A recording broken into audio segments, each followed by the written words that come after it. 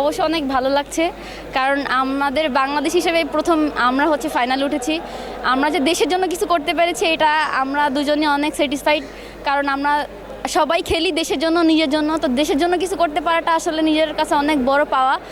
আমরা দেশের জন্য কিছু অর্জন করার জন্যই মাঠে নামি। তো দেশের জন্য কিছু করতে পারতেছি বা করছি, এটাতে আমরা খুব খুশি।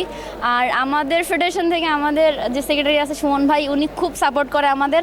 তো উনি আমাদের ক্যাম্প করাইছে, লাস্টে এসি গেমসের ক্যাম্প। তো ওই ক্যাম্পের প্র্যাকটিসের কারণেই হয়তো আমাদের পারফরমেন্স এত ভালো।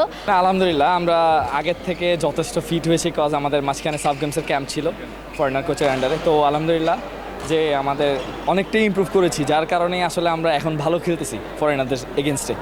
আগে যেই রেজাল্টগুলো আমরা আশাও করতে পারতাম না, এখন বাংলাদেশ অন্যান্য বারের মতো হচ্ছে না যে মানে বাংলাদেশ আসতেছে আর যাচ্ছে, হেরে যাচ্ছে, এরকম হচ্ছে না। প্রত্যেকটা টিমই আমাদের ফাইট করে হেরেছে। কোয়ার্টার ফাইনালে আমাদের ডাবলস 2টা হেরেছি, আমাদের বাংলাদেশ টিম অনেক ফাইট করে হেরেছে। আসলে আমাদের খেলা ভালো হয়েছে, বডি ফিট ছিল, স্পিড ছিল, দুজনে বোঝাপড়া ভালো ছিল, গেমে আন্ডারস্ট্যান্ডিংয়ে কোনো ভুল ছিল না। হ্যাঁ, অবশ্যই পার্টনার সাপোর্ট করেছে আরও বেশি, যার কারণে আমাদের প্রবলেম হয়নি গেমে। 50-50 ম্যাচ ছিল আসলে। সেমিফাইনাল ম্যাচ তো এটা বলা যায় না যে 2-0 হবে বা 2-1 হবে, এটা বলা মুশকিল। হ্যাঁ, ইনশাআল্লাহ ও রিকভারি করতে পারবে আশা করি। ও আইসিং করলে আশা করি ঠিক হয়ে যাওয়ার কথা। ওর এঙ্কেল পেইন উঠেছে, এটা স্বাভাবিক, প্লেয়ারদের উঠে গেমের মধ্যে। আচ্ছা ভাই, ফাইনাল নিয়ে প্রত্যাশাটা যদি একটু বলতেন। ফাইনাল নিয়ে প্রত্যাশা অবশ্যই ভালো খেলার চেষ্টা করবো আজকের মতো, বাকিটা আল্লাহ ভরসা, জানি না কি হবে, দেখা যাক। হ্যাঁ, মালয়েশিয়া তো অবশ্যই ভালো টিম, এখন খেলা হলে বলা যাবে আসলে।